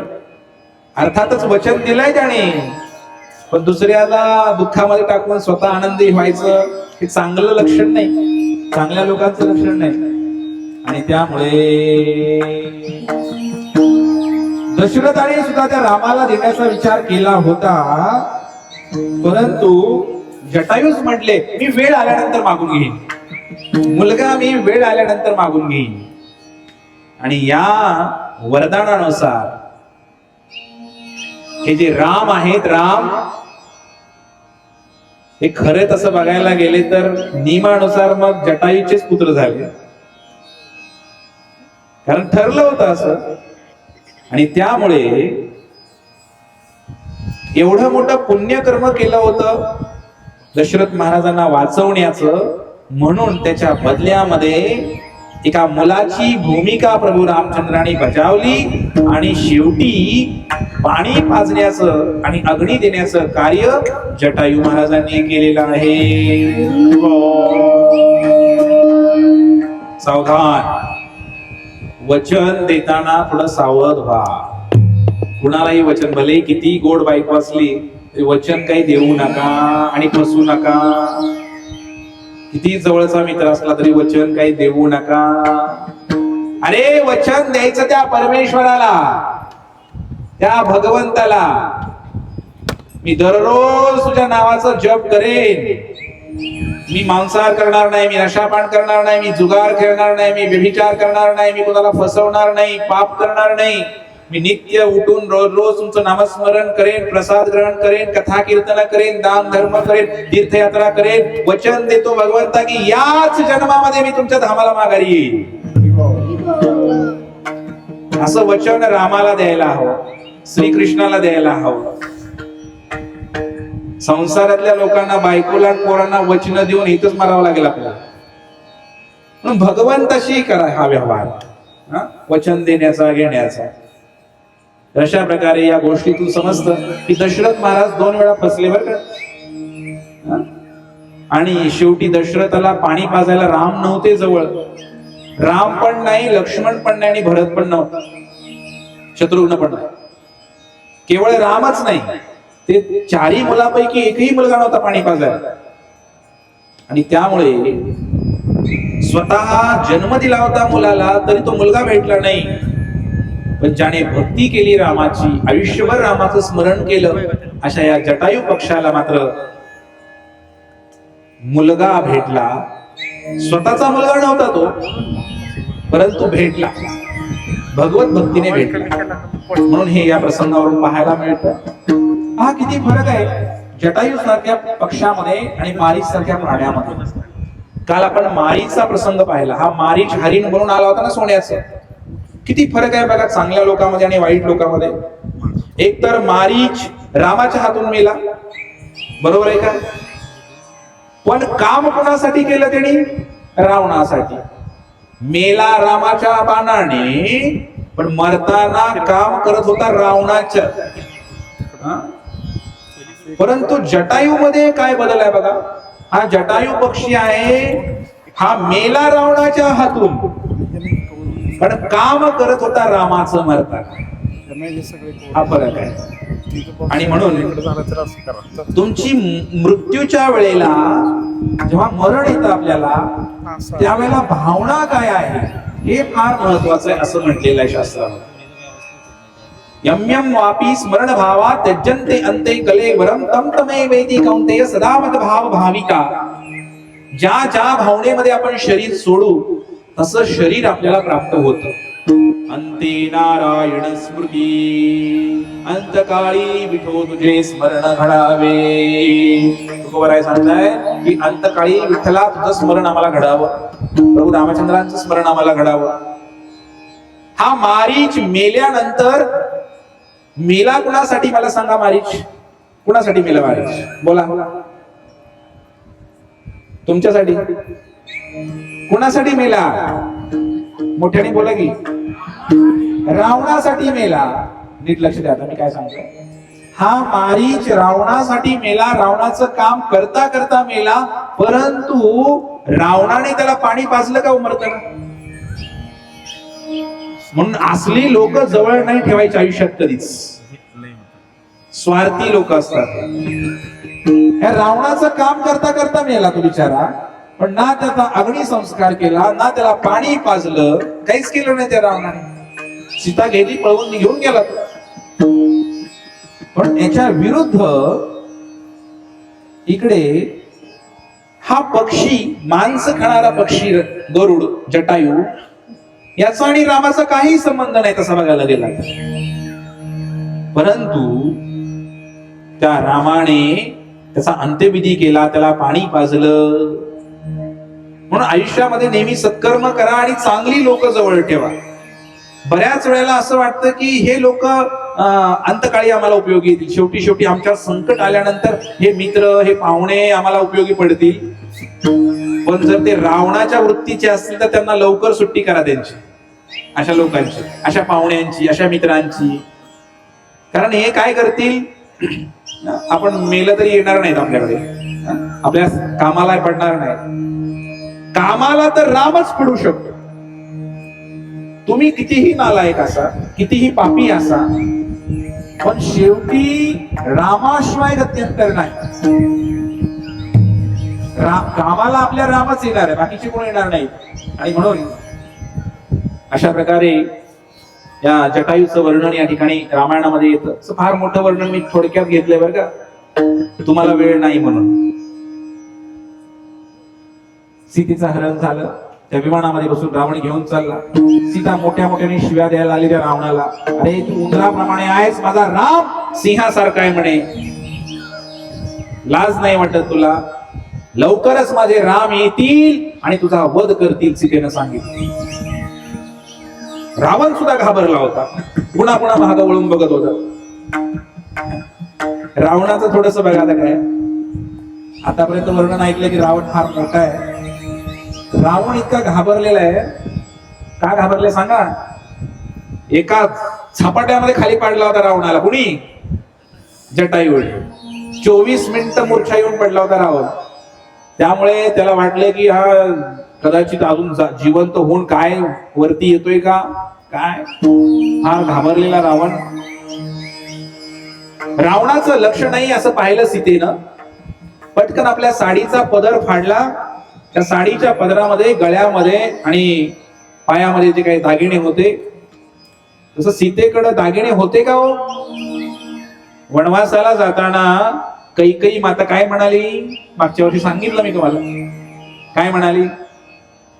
वनवासाला निघालीस ना, मग दागिने काढ की. हातातल्या बांगड्या, गळ्यातलं, पायातलं सगळं काढून घेतलं सीतेच.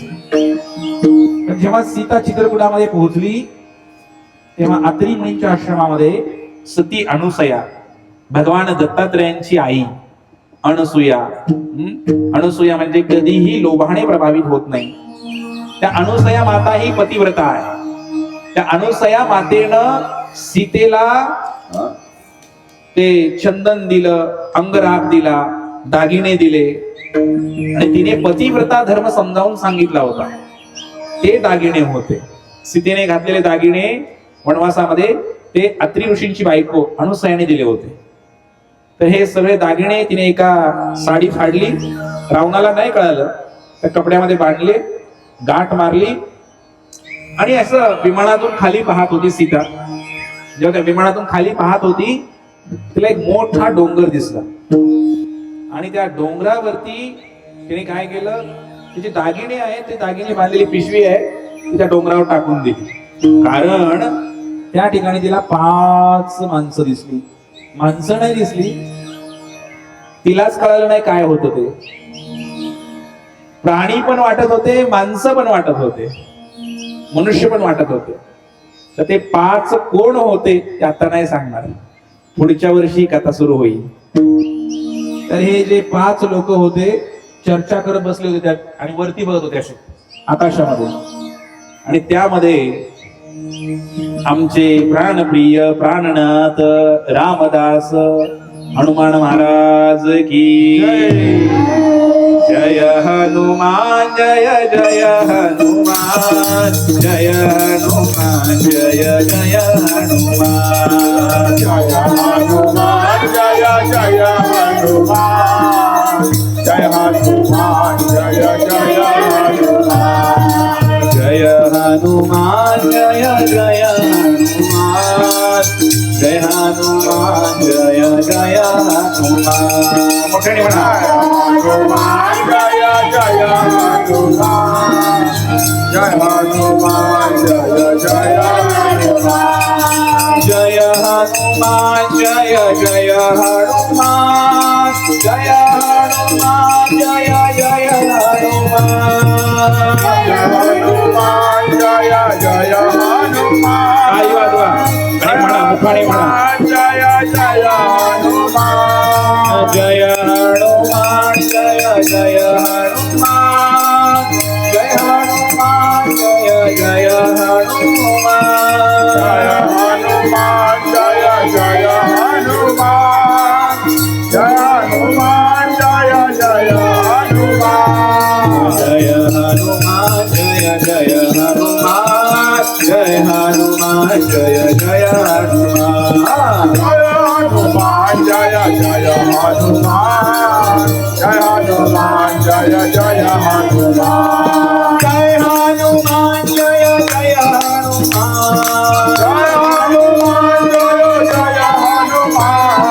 जय हनुमान जय जय हनुमान जय हनुमान जय जय हनुमान जय हनुमान जय जय हनुमान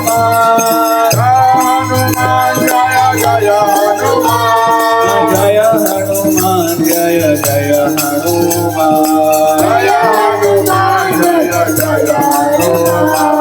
राम लक्ष्मण जानकी जय बोलो हनुमान की राम लक्ष्मण जानकी जय बोलो हनुमान की राम लक्ष्मण जानकी जय बोलो हनुमान की जय बोलो हनुमान की राम लक्ष्मण जानकी जय बोलो हनुमान की राम लक्ष्मण जानकी जय बोलो हनुमान की राम लक्ष्मण जानकी जय बोलो हनुमान की राम लक्ष्मण जानकी राम लक्ष्मण जानकी जय बोलो हनुमान की राम लक्ष्मण जानकी जय बोलो हनुमान की राम लक्ष्मण जानकी जय बोलो हनुमान की बोलो हनुमान महाराज की जय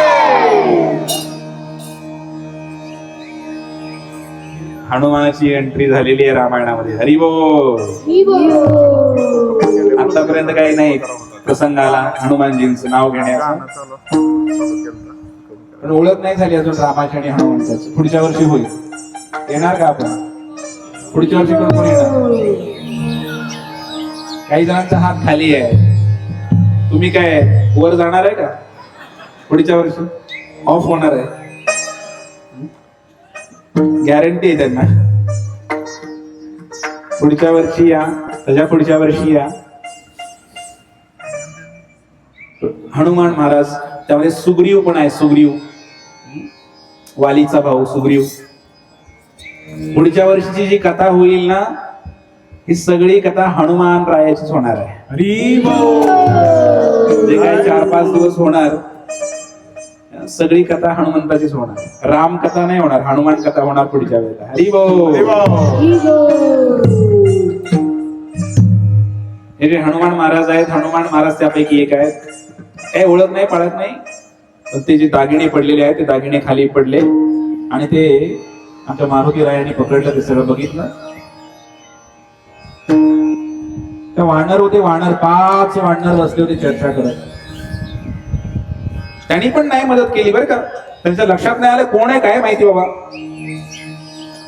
पण त्या सीता मातेच्या डोळ्यातनं अश्रू खाली आले डोळ्यातलं पाणी खाली पडलं सीतेच्या आणि ते मोत्यासारखं पाणी सीतेच्या डोळ्यातून खाली आलेलं आणि त्या वानराने पाहिलं की अरे आकाशातून मोती पडतायत त्या सीतेच्या डोळ्यातनं मोती पडतायत आणि त्यांनी पाहिलं की आकाशातून ते मोती खाली पडले जमिनीमध्ये मुरले खाली गेले आणि तात्काळ त्या ठिकाणी काही झाडं उगवली त्या सीता मातेच्या डोळ्यातून पडलेल्या अश्रूपासून काही झाडं उगवली आणि त्या झाडांना कालांतराने फळं सुद्धा लागली काही विशेष झाडं होती ती आणि ती फळं लागल्यानंतर त्या वानराने एक फळ घेतलं ते फळ बघितलं त्या फळामध्ये काळ्या काळ्या बिया होत्या जसे सीता मातेचे डोळे होते आणि त्या काळ्या बियावरती पांढरं पांढरं मोत्यासारखं आवरण होतं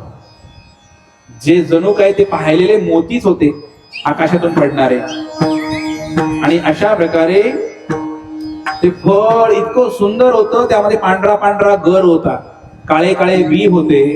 हे फळ खाल्ल्यानंतर त्या वानरांना त्या सीतेची आठवण व्हायची आणि म्हणून त्या वानराने ते फळ कधी खाल्लं नाही आणि त्या फळाचं नाव होतं सीताफळ. ही भाऊ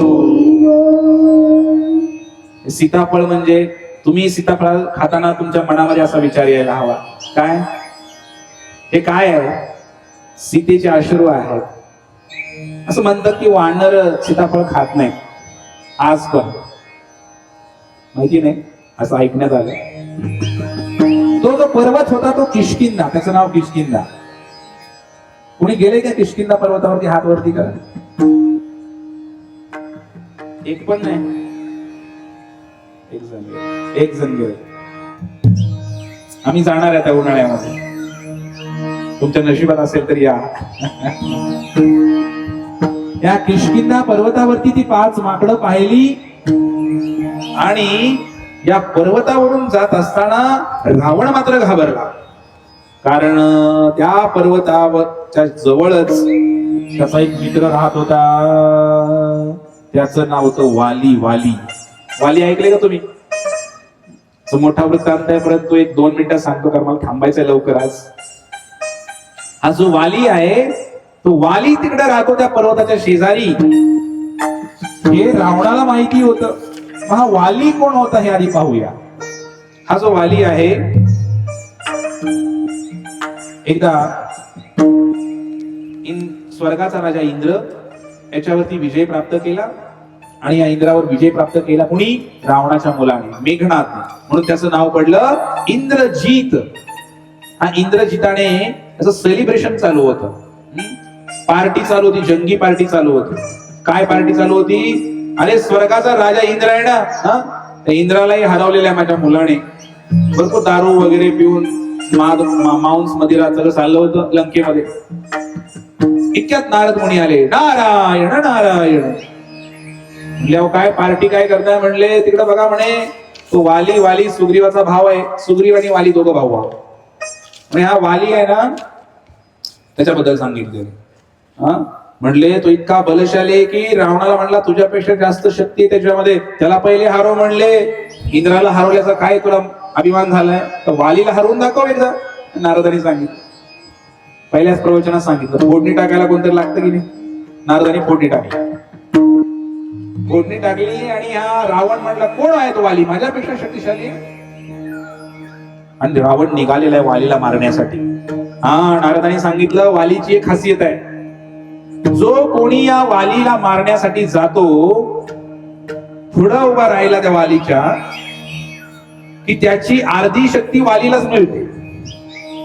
म्हणून वालीच्या पुढं कोणी उभं राहायचं नाही. त्यामुळे आतापर्यंत वालीला कोणी मारू शकला नाही असं सांगितलं. असं म्हणल्यानंतर रावण गेला दक्षिण समुद्र, रामेश्वरमच्या जवळ. त्या समुद्राच्या तटावरती वाली बसला होता, समुद्राकडे तोंड करून संध्या करत. ते पाठीमागूनच पाहिलं रावणाने, बलदंड शरीर त्या वालीचं. रावण घाबरला, मागणं गेला, त्या वालीची शेपटी पकडली आणि रावणाने उचलायला लागला. त्याचा प्लान होता की त्या वालीची शेपटी धरायची, त्याला उडवायचं, आकाशामध्ये फेकून द्यायचं समुद्रामध्ये. पण काय आश्चर्य मंडळी, तो जो वाली होता त्या वालीची शेपटी सुद्धा उचलली नाही रावणाला. रावण कणायला लागला, शेपटीच उचलली नाही त्या वालीची. किती बलशाली असेल हा वाली वानर. आणि मग पुढे काय झालं, त्यांनी काय केलं, त्या वालीने त्या शेपटीने रावणाला गुंडाळलं. त्या शेपटीमध्ये रावणाला गुंडाळलं. जसं त्या रावणाला शेपटीमध्ये गुंडाळलं, त्या रावणाचे हाड कडा कडा कडा कडा कडा कडा मोडायला लागले. आणि रावण कणू लागला, इवळू लागला.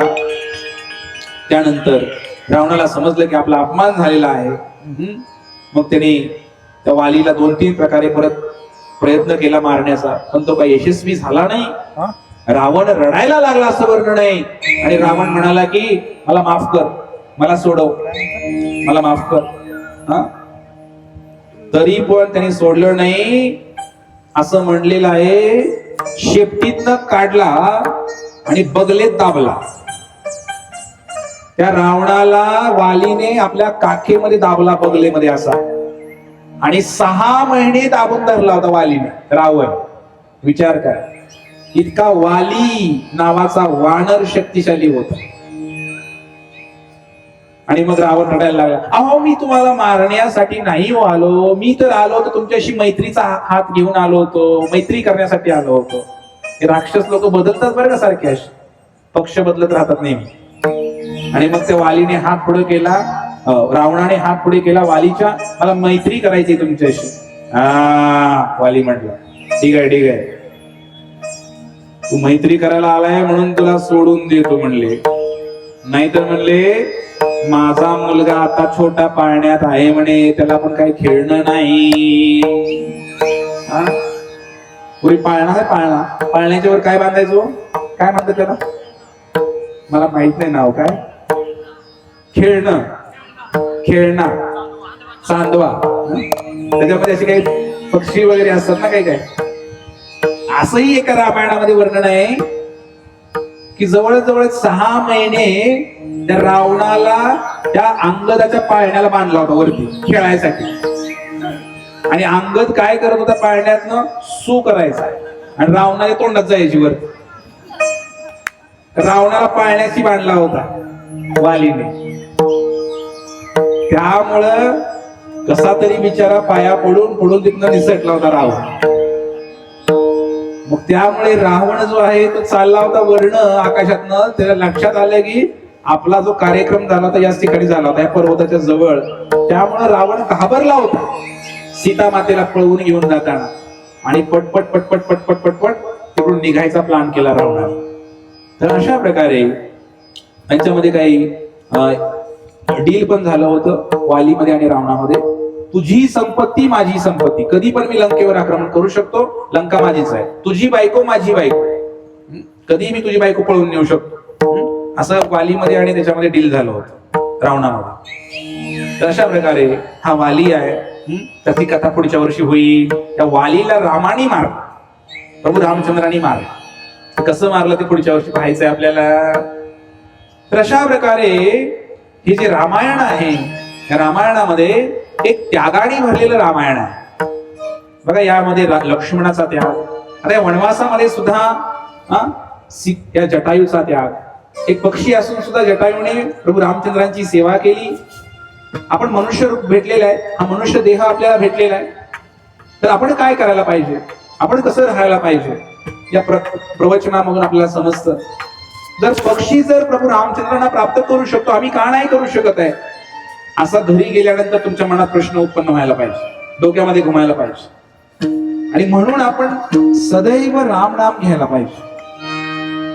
राम नामानेच आपला उद्धार होणार आहे. सुरुवातच अशी केली की जो रामाचा नाही तो कामाचा. म्हणून तुम्ही कुठेही असा, घरी असा, शेतामध्ये असा, तुम्ही नामस्मरण करण्यावरती भर द्या. तर बरेच जण इकडे आपण येतोय, जाताना येताना बोलतोय, आमचे हरे कृष्णा बघतायत, पिशवीमध्ये माळ आहे, हात घालतायत, नामस्मरण करतायत, सदैव चालू आहे. एक केल्या प्रकारेनं आपण नामस्मरण करण्याचा प्रयत्न करा. तुकाराम महाराज म्हणतात की नामस्मरण एवढं प्रभावशाली आहे की जे विघ्न आहे, विघ्ने पळती 12 वाटे. तुम्ही जेव्हा भगवंताचं नामस्मरण करता त्यावेळेला आपल्याला कोणतंही विघ्न येऊ शकत नाही, कल्याणच होणार आहे. आपलं या जीवनात पण कल्याण होणार आहे आणि मेल्यानंतर पण कल्याण होणार आहे. जिंदगी के साथ भी, जिंदगी के बाद भी. मी काही LIC चा प्रचारक नाही, LIC चे प्रचारक इकडे बसतो, त्यांच्याकडे तुम्ही पॉलिसी काढू शकता तुमची. मेल्यानंतर तसं कुणी बघितलंय हो? आपला जेव्हा मृत्यू होणार, मागच्या माणसाला पैसे तर मिळतील, मिळणार ना 100%. मागच्या माणसाला पैसे, मागची जी सोय होईल, ती सोय तर पोटाची सोय झाली हो, आत्म्याची काय. समजा तुम्ही जर काही संपत्ती मागे ठेवून गेला आणि तुमचा मुलगा दारोडा निघाला, तर या जन्मात तर त्रास झालाच तुम्हाला, तुम्ही मेल्यावर पण सुखी राहू शकणार नाही, जिकडे कुठे असाल तिकडे. कारण तुमच्या कमवलेल्या संपत्तीचा जो वापर चुकीचा करतोय, पाप करतोय, त्या पापाचं भागीदारी तुम्हाला पण व्हावं लागतं. म्हणून मुलं जर पुण्यवान असतील तरच संपत्ती मागं सोडून जावा. नेहमी मी सांगतो, जर मुलं जर बेवडे असतील किंवा काही पाप करणारे असतील, विनाकारण त्यांच्यावर दया दाखवू नका. मेल्यावर पण सुख नाही लाभणार तुम्हाला. त्यांना ते काही ठेवू नका माघारी, कुठेतरी दान करून जावा सगळं. कारण त्यांनी केलेले पाप तुम्हाला भोगावं लागेल. पितृलोकामध्ये जरी तुम्ही गेला, तिकडे जरी गेला तर तुम्हाला त्रास होईल. म्हणून सदैव भगवंताचं स्मरण करा. चांगली बुद्धी भगवंत देणार. ददामी बुद्धियोगम तम येन माम उपयांति ते. जेव्हा भजन करतो त्यावेळेला त्या व्यक्तीचा कोणताही निर्णय चुकत नाही. प्रत्येक निर्णय हा योग्यच होतो, कारण तो निर्णय त्याचा नसतोच, तो निर्णय प्रभू रामचंद्रांचा असतो.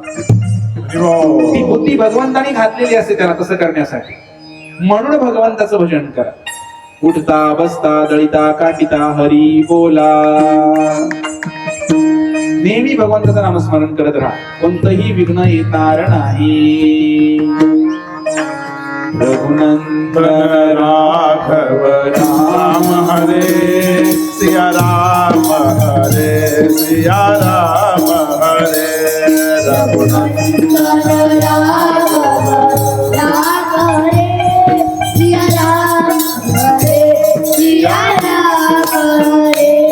रघुनंदन राघव राम हरे सिया राम हरे सिया राम हरे. रघुनंदन राघव टाळी टाळी जोरात.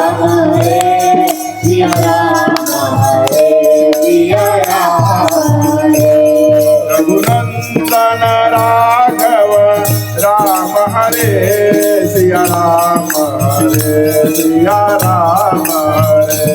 रघुनंदन राघव राम हरे सिया राम हरे सिया राम हरे. रघुनंदन राघव राम हरे सिया राम हरे सिया राम हरे. रघुनंदन राम हरे सिया राम हरे सिया राम हरे. रघुनंदन राघव राम हरे सिया राम हरे सिया राम हरे. रघुनंदन राघव राम हरे सिया राम हरे सिया राम हरे. रघुनंदन राघव राम हरे सिया राम हरे सिया राम हरे.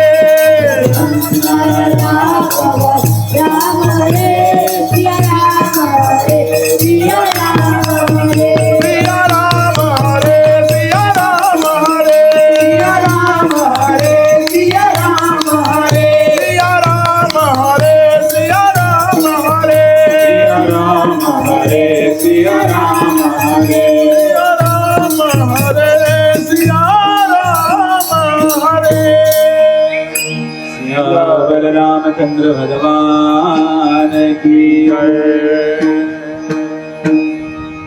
आज आपण इथेच थांबणार आहे. उद्या आपल्याला पाहायचं आहे प्रभू रामचंद्र आता वनगमन करतील आणि सीता मातेचा शोध घेत घेत भगवान रामचंद्र आता वनामधून जेव्हा जातील, त्या वनामध्ये एक परम भक्ता प्रभूंची वाट बघत थांबलेली आहे. अनेक वर्ष वाट बघत थांबलेली आहे आणि तिने कशा प्रकारे भगवंतांना प्राप्त केलं ते उद्याच्या प्रसंगामध्ये आपल्याला पाहायचं आहे.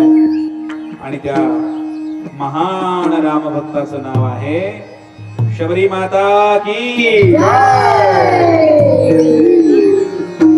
या शबरीचं चरित्र आपल्याला उद्या अभ्यास करायचं आहे. उद्या आहात ना आपण? कोण कोण आहे उद्या? सगळे आहे. या शबरीचं चरित्र उद्या अभ्यास करायचं आहे आपल्या सर्वांना. तर ही जी रामकथा आहे, माझी अशी इच्छा आहे की आपण सर्वांनी काहीतरी संकल्प करावा. या रामकथेच्या निमित्ताने काहीतरी संकल्प करावा अशी माझी इच्छा आहे. काय संकल्प करू शकता आपण? तर वेगवेगळे संकल्प आहेत. कारण जर आपण गुरूंच्या, वैष्णवांच्या आणि भगवंतांच्या साक्षीने पवित्र दिवशी जर संकल्प घेतला तर तुम्हाला शक्ती मिळेल. बऱ्याच जणांची इच्छा आहे, आम्हाला सुधारायचं आहे, आम्हाला व्यसन सोडायचं आहे, तो सुटत नाही. तर या रामकथेच्या निमित्ताने माझी अशी इच्छा आहे की आपण हे संकल्प घ्यावे. काही जण संकल्प करू शकतात की आम्ही मांसाहार सोडू शकतो. काही जण संकल्प करू शकतात की आम्ही तुळशीची माळ धारण करू गळ्यामध्ये. काही जण संकल्प करू शकतात की आम्ही व्यसन सोडू. आम्हाला जे काही व्यसन आहेत त्यातलं काहीतरी व्यसन मी सोडेन, मी व्यभिचार नाही करणार, मी जुगार नाही खेळणार, अशी काही मी भगवंताचं नित्य नामस्मरण करेन, असं काही तुमच्या मनामध्ये संकल्प आहेत का? काही जणांनी हात वर केलाय. तर नसेल तर 1 दिवसाचा वेळ मी तुम्हाला देतो. उद्याचा दिवस आपल्याकडे आहे. हे रामकथा ऐकल्यानंतर काहीतरी बदल व्हायला पाहिजे अशी आमची इच्छा असते. तर तुम्ही उद्याचा दिवस तुमच्याकडे आहे, परवा रामनवमीचा दिवस आहे, तर हा संकल्प आपल्याला घ्यायचा आहे. तर उद्या त्या निमित्ताने आम्ही असा विचार केला की ज्यांना तुळशीची माळ घालायची आहे, अर्थातच त्यांच्यासाठी नियम आहे, तर त्यांनी आज भेटायचं आहे आमच्या प्रभूजींना. ज्ञानेश्वर माऊली प्रभू जिथं आहेत